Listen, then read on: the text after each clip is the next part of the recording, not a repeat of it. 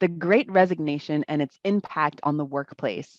LaShawnda is the founder and CEO of Rodgers Global Leadership Consortium. She started this company after seeing the need for leadership development training programs and coaching for new through experienced leaders within mid-large enterprises. LaShawnda is also a certified transformation life and marriage coach, a keynote speaker who speaks on leadership, diversity, mindset, building teams, and communication skills. And she is also a co-author of Simply Grateful, an anthology project, and author to Mana in the Workplace, Spiritual Food for the Career-Minded Soul. Love that title. I can't wait to ask you about that. She also donates her time to speak about domestic violence, suicide prevention, overcoming adversity, and equal education for all. She has received several awards and recognition for her community service and professional work, but nothing means more to her than seeing someone moving from lack of confidence to walking confidently and taking control of their life. Now, it is my pleasure to moderate this conversation, so let's get started. Welcome, LaShawnda. Thank you so much for being here today. Thank you. Thank you for having me. Yes, yes. So before we jump into our questions today, is there anything else you'd like to share about your personal or professional journey just to help us set the stage here? Because I know we got some really, tricky questions, but I want to get to know about you a little more. Sure. I'll give a little backstory. I didn't start in corporate America. Actually, my first job was at Walmart as a cashier in a little town called Hosky, North Carolina. And so a lot of times, when I'm looking at careers and jobs and we're young, 18, 20, we don't think jobs at Walmart or McDonald's can prepare us for our future, but they can. At the time, I didn't really understand my customer service skills, me managing money properly, understanding how to work under pressure, were preparing me for being able to work in a larger dynamic with a diverse of people. And so I really want to encourage everyone, hey, enjoy every part of your journey. If you're a bagger, if you're working in environmental services, if you're a greeter, everything you're doing now is going to lead up to your wonderful purpose. And you're going to look back and say, wow, I used this. Nothing was wasted. So yes, thank you so much for setting the stage that way. Thank you for sharing, about a little more of your background. I know I shared a lot in your introduction, but I always like to, pass the mic so we can see what you want to share. And I really appreciate that, and encouraging as well. So let's crack open this big chewy topic of, everyone is throwing out the Great Resignation. So, how has the Great Resignation affected hiring practices in your perspective? Oh my gosh. The Great Resignation has really made us as leaders take a step back and self-analyze, what are we doing and what can we do better? I work in IT. I consult for a lot of project companies as a project manager as well. And so a lot of things I'm seeing is that the way we used to do business, we cannot do business that way anymore. A lot of times as leaders, we're so really focused on sales and numbers and the stakeholder engagement and the customer experience that we're not really paying attention to the employees who are doing the work, who are answering the phones. We're missing the opportunity to provide empathy and support and to really be there for them when they're dealing with deaths or even sickness. And I know for me, it was really heartbreaking when I had a coworker who child had cancer, and her manager, who was my coworker, was telling her she was going to write her up if she took her child to cancer treatment. And as a mother, I have 3 sons. That was heartening. And I spoke to the other manager about, where's your heart? Where is your empathy? Her child is going through chemo and you're giving her an ultimatum to come to work. And it's decisions and rules like this that are in place that have caused the Great Resignation. Employees are tired of compromising. They're tired of missing little Johnny's T-ball game. They're tired of coming in or working when you have the flu and pneumonia and you're coughing, coming in work, because if not, you're going to get terminated. The Great Resignation has really caused us to say, you know what, we've got to do better. We've got to put the human back in the workplace. We've got to put empathy and support. We've got to really be that arm for someone that may not have it. And so I would say it's really made us really evaluate our policies from a diversity standpoint. No longer can these biases go on, whereas certain people are promoted and some are not. Everyone has to have equal opportunity. There have been several tests and surveys provided by Gallup that have stated 65% of employees have quit due to lack of support from their manager. 66% have said there was no career growth. What type of company does not provide these opportunities for employees? And so we have got to really say, hey, no, where's an area we can improve? Does every employee have the opportunity to go to a learning, to go to a training class, to go to a professional development training? And this is something I think should really be discussed, even with the welcome package. What do you like to offer? Because I think a lot of times we forget you only know what your environment has exposed you to. And so a lot of people don't know to negotiate for college tuition, professional development, for student loans, for stock. So these are things I really feel that companies should really just say, hey, look, we know times have changed. We really value you. You're an asset here. I want to offer you, besides pay, let me give you unlimited PTO. Let me give you a flex schedule. If you want to do your work at 9:00 at night, that's fine, as long as you get it done. You know what? You're having a hard time. Let me offer you some mental health sessions. Take the rest of the day off and take a mental break. I understand. I'm here for you. And so to me, the Great Resignation has really caused us as leaders to look at ourselves and see we've kind of been selfish. We really haven't thought about the needs of the call center, the person that takes out the trash, the security that's securing our phones and our data. They're keeping everyone safe. And a lot of times we're walking past them, not even saying hi. We're not even speaking to the person that's emptying out the trash. There are people too. And so it's really caused us to say, you know what, everyone matters. Everybody deserves a chance to really just enjoy life. Yes, yes. I feel like I just want to pass the mic to you. Just tell us anything you need. I'm just going to throw up the emojis, the applause, the confetti, the digital confetti, anything I can. Thank you so much for being so clear there. I love that you're highlighting, that we don't know what we can't see to a certain extent. And so one of the things that I love doing is, when I can interview folks and speak about financial wellness in, marginalized communities, because, well, that would help a lot, wouldn't it? If we could just learn how to have conversations at the dinner table, it's not taboo, we aren't left behind, all this stuff. So I really appreciate you, basically suggesting that we make this more visible. Visibility is key. We got to show, where we're going, without all of the, what I say, performative allyship, and we really have to practice what we preach, right? Yes. So it's interesting because you're saying that there is a demand for change, an expectation for change. So I'm wondering, how have the needs of applicants changed in comparison to, let's say, 3 years ago? Have you seen a change, with what applicants are asking for or expecting in today's, job market? Mental health has really been a priority. From Forbes, from Gallup, from various magazines have posted mental health is the number one ask of all applicants.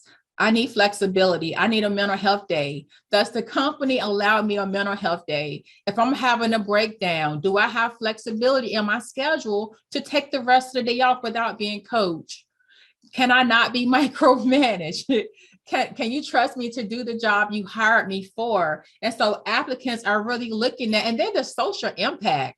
How has the company treated the employees during the pandemic? Did you lay your entire staff off and then tell the media that you didn't? When George Floyd, when these horrific things transpire in the community. Did your company come out and speak out? Did you offer support for those affected by this tragedy and this trauma?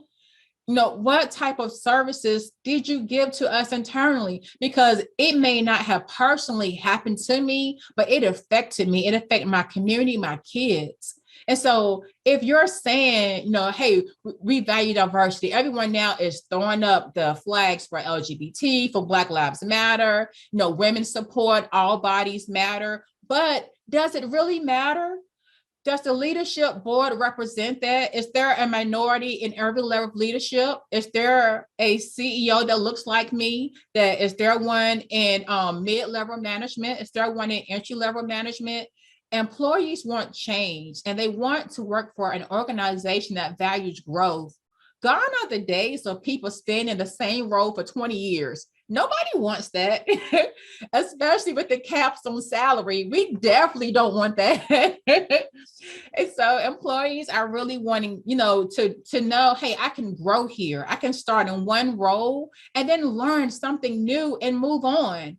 And then also having the flexibility in my schedule. If I want to go to Italy tomorrow, it's okay because you trust me. I've done my job. And then the benefits. Being able to have a real benefit package where your medical is not $1,000 or over half of your paycheck. And I think a lot of times that companies don't realize this, the cost of benefits are really astronomical for some people who work at Walmart or at Dollar Tree. And they're making less than $10, $12 an hour, and you're charging them over half of their paycheck, where now they can't go to the doctor and pay these co-pays because they're struggling.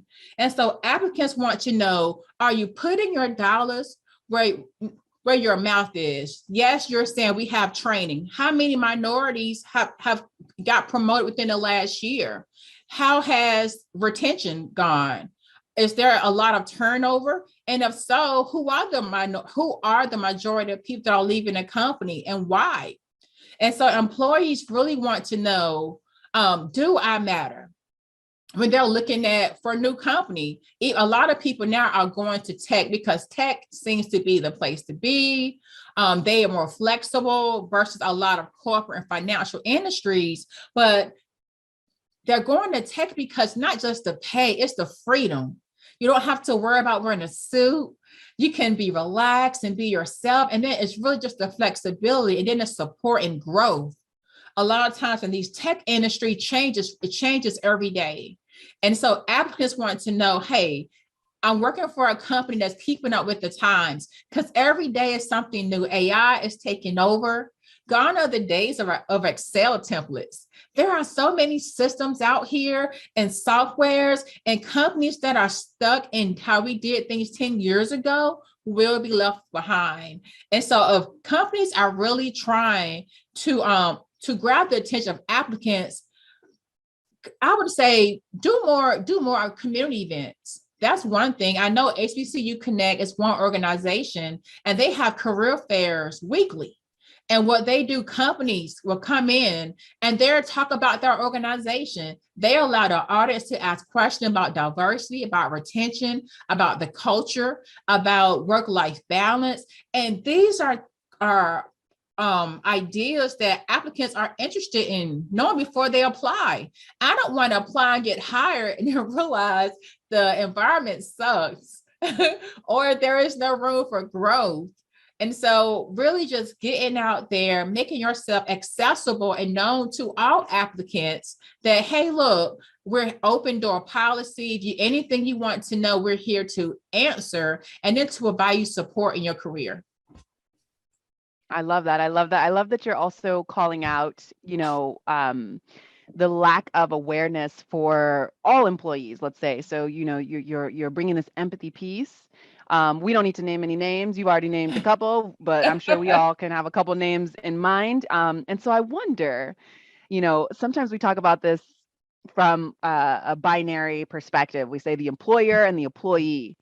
But what we forget also is that, in order for this company to even be a company, people are buying their products, right? Like Mhm. the consumers Yeah. are involved. Otherwise, there would be no company, there would be no employer, no employee, and the people would be out of it. So I Yes. wonder, I mean, I don't know if this is a question that you can help me, chew on right now, but is there any power from the consumer power perspective? If we see that these companies aren't supporting the person who's bagging, the groceries, or the person that is, working on security, and just treating them, less than human, let's say, and putting artificial intelligence, let's say, on a pedestal, how can we as consumers hold them accountable, so that they can pay more attention in order to continue to, keep them being successful? I feel like that, we're seeing this great resignation from employees understanding Mhm. that, but I feel like slowly but surely we're probably going to wake up as consumers too, like, hey, Yes. we have some responsibility here as well. Mhm. So do you want to comment on any of that? Yes, I would love to. And I've actually done some. so- Look, please be wary of my advice I'm about to give you because I'm really compassionate about people. I'm joking, but I am compassionate about people. I love people.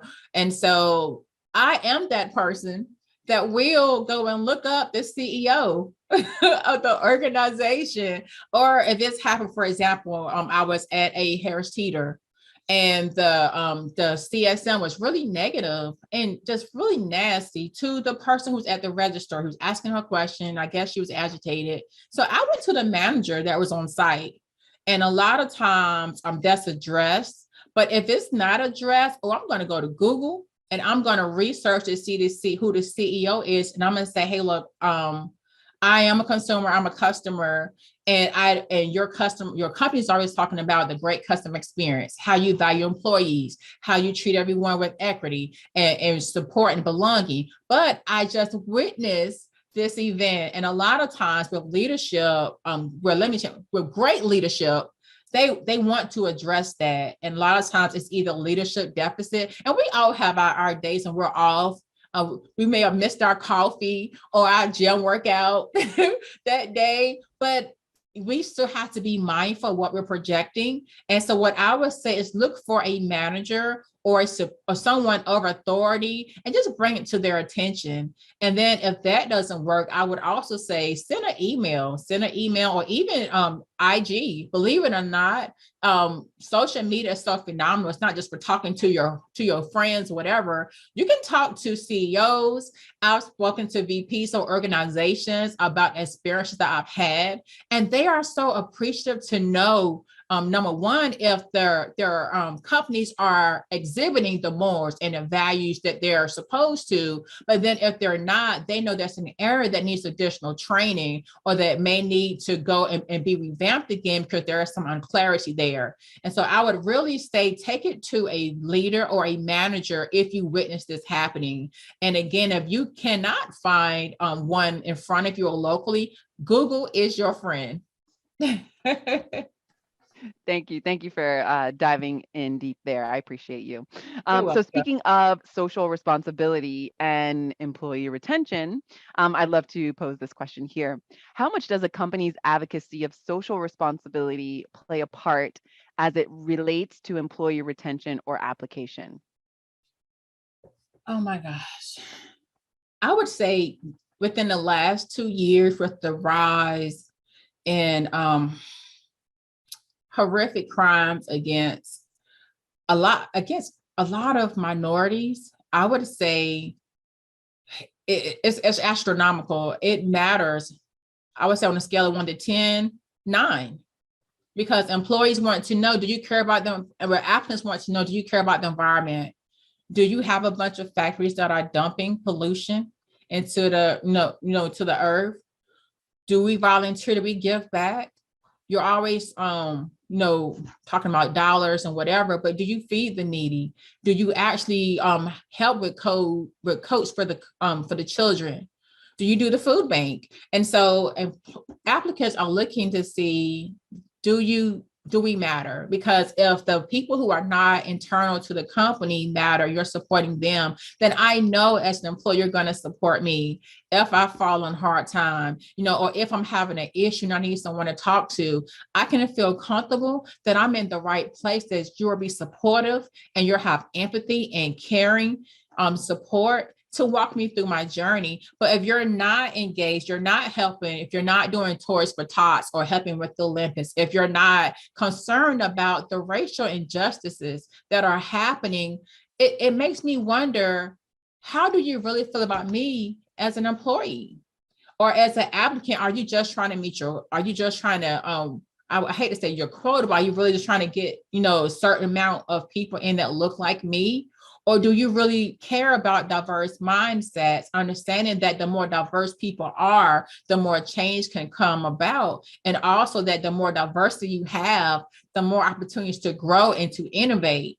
And so I would say applicants really want to know, are you giving back? Are you affected? And if you are affected, what are you doing about it? Are you speaking about the injustice? Are you going on LinkedIn? Are you going on radio stations? Are you talking about how you're in support? Are you speaking out against the war even now that's happening? That's not affecting us, but it is affecting us, because we're all the same. We're all created, and we should care. And so for companies that are not commenting on the racial injustice, for companies that are not commenting on the lack of education and adequate schools, for companies that are not commenting on the war where kids are being murdered, babies in other countries, why should I work for you? Why should anyone give you their dollars? I don't matter. And as a consumer, I've really began to look at, you can go online and research companies and see what do they invest in. You can use TD Ameritrade, Robinhood, any of them, and just to see where they're putting their dollars, where they're putting their investment. It tells you where their heart is. And so I would say, for me personally, I'm researching every company that I'm involved in to see, do you really care about our environment? Do you care about what's happening to people that look like me? Do you care about what's happening to my sons? Because I'm a mother of 3 Black sons who will one day have to leave my nest and go out into this world, the unknown. So not to go so deep. Yes, no, go deep, please. We need you to go deep. Somebody needs to say it. So thank you. I love this. And actually, it's maybe one day this will happen. Maybe the tables will turn. And it's when we go to interviews and when we're looking for new jobs, in the old days, it was more like a, please accept me kind of thing. And, yes. But now people are talking about it, which I love, as being more of a partnership, right? Mm-hmm. Like you need them as much as they need you. And how can how can we find the middle ground? But the way that you're talking, I feel like we might need to even flip the switch and they need to tell us why they need us to work with them. And you know what, that really is a good way to look at it. Because I tell a lot of my clients, and I'm actually on the board for Blacks in Technology. And so with Blacks in Technology, we are stopping the divide. So every Black person has a chance to get into the tech field and to grow and, to be successful. And so what I tell a lot of the people who I mentor and talk to, just like they're interviewing you, the interviewer is, you're interviewing them. Are they a good fit for you? What is your gut telling you? Because everyone has the Holy Spirit, whether we want to admit it or not. And so that little gut feeling that something isn't right, that's telling you to run. So trust that feeling. And so, we need to ask the right questions. How did COVID affect you? What did your company do during COVID? Did y'all have a lot of turnover? Were people working home? Was there support? Even now with some of the restrictions being eased, what is your company doing? How will my success be measured when I do come aboard? What does your onboarding process look like? These are questions we should be asking, because if they say, well, we're just gonna onboard is just done online, okay, can I have more information? Because you want to know if you have to sit in front of your computer screen with the camera on for 8 hours a day. For some people, that's a lot of stress. Look, I might want to scratch my eye. I might want to scratch my head, and I want my camera on. And so, ask the questions, because like they're interviewing you, you're interviewing them. Why is this role open? has the company grown? If they say someone's left, why did they leave? What are areas that your company can improve in? Because everybody has room for growth. The reason why they're hiring now, because there is a issue and you're the solution for that. But they need to be able to tell you what the problem is. And if they don't know what their problem is or what the area where they can improve, then that's a red flag. That is not the company for you. Yes, and we have a virtual career fair tomorrow. So I hope everyone's listening in so you can check out what red flags to check out. Of course, what I love is that, we are challenging each other on all sides, of the spectrum. We expect more from each other. And so knowing that we have this power to create partnerships, whether they be employer-employee partnerships, consumer business partnerships, mentor-mentee partnerships, there is a lot of room for growth. So thank you. All right. So we have a question here that's coming up in the chat. Wouldn't it be the responsibility of the person being interviewed to do the research and find out some of these questions before agreeing to interview? So maybe this is a good time, can you let us know briefly, some ways that people can prepare for the interview? And then maybe if they find out something that they couldn't research online during the interview, how to work with that information. Sure. And to address that question, you should do research, but you want to also know, what does the interviewer know? Because a lot of times this information that is posted online, the person that's interviewing you, they didn't write it. And so with so many changes going on, you want to make sure that the person that's interviewing you, especially if they're the hiring manager, they know how the company's doing. They understand, what direction the company is moving in. And so Glassdoor is phenomenal. That is one of the best sites that I recommend if you want to know how companies are doing, how retention is, turnover. A lot of times, past or current employees will go and they'll leave reviews. Salary.com is also another one. You can actually go there and look up salaries, and it'll tell you what, I guess it's more so where you're at, because we're not always going to be on the same salary band. So you have to be honest with yourself. Like, this is your first job as an engineer.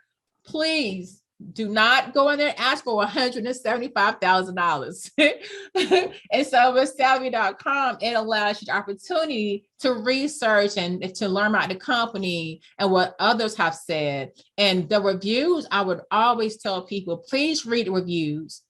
A lot of people think that people are disgruntled when they're writing these reviews, but they're not. A lot of times they're eye openers. For me personally, there was a time when I saw a couple reviews by the previous company and I should have took them all to heart, but I'm so positive. I'm one of those people, oh my gosh, but that was then, maybe they just had a bad day, or so I tried to look past all the negative reviews, but they were right. When I got in the company, because the company, when the interviewer told me something completely different. Oh, it's wonderful here. We value people. Everyone grows and moves up. No, they do not. They stay in their job for 20 years. and there wasn't room for growth. And the culture was traumatic. And so do your research, and Google, again, is your best friend. Hire Black is another phenomenal organization.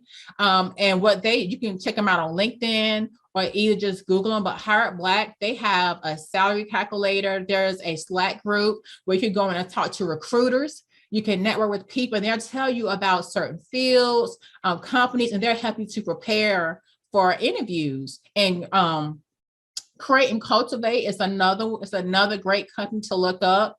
They have a lot of great information on how to interview. Even if you're a small business owner and you're still working or side hustling, they have information as well as to what questions to ask if you're working full-time and you need that balance. Because a lot of times we don't know.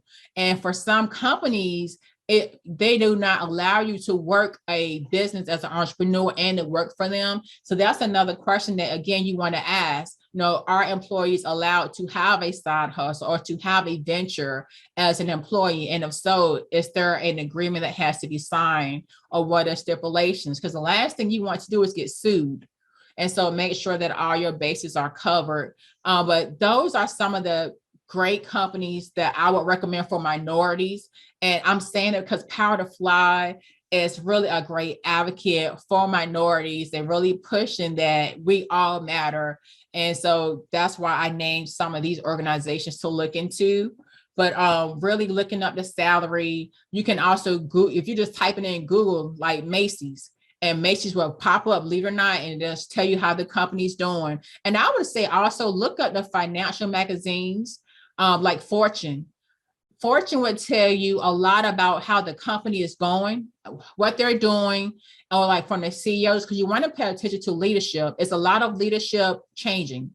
How are their investments going? What do their stock options look like? Because it's the big changes that we miss that matter the most.